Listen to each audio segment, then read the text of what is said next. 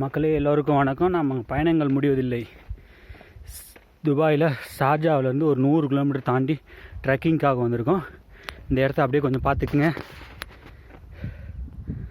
இங்கே பாருங்கள், பெரிய ஏரி மாதிரி ஒரு டேம் கட்டி மலைக்கு நடுவில் துபாயில் தண்ணி. துபாயிலேருந்து ஒரு 100 கிலோமீட்டர், அது ஷார்ஜாவிலேருந்து ஒரு 100 கிலோமீட்டர் தாண்டி நம்ம மலை மேலே ட்ரெக்கிங் வந்துட்டுருக்கோம். இப்போ வந்து நம்ம 2 கிலோமீட்டர் தாண்டி போயிட்டுருக்கோம். தண்ணி தாகம் அதிகமாக இருக்குது. தாகத்தெல்லாம் நம்ம பொருட்படுத்திக்காமல் இந்த பயணத்தை முடிக்கணுன்றதுக்காக வேகமாக போயிட்டுருக்கோம்.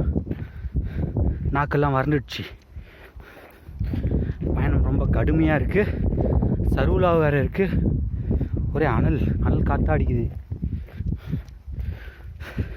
நான் என்ன நினச்சேன்னா துபாய்னா வெறும் மணல் தான் இருக்குன்னு நினச்சேன். இங்கே மலையும் இருக்குது.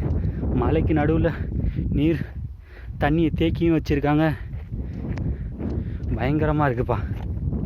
இந்த மாதிரி திட்டங்கள் நம்ம ஊர்லேயும் கொண்டு வந்தால் ரொம்ப நல்லா இருக்கும்.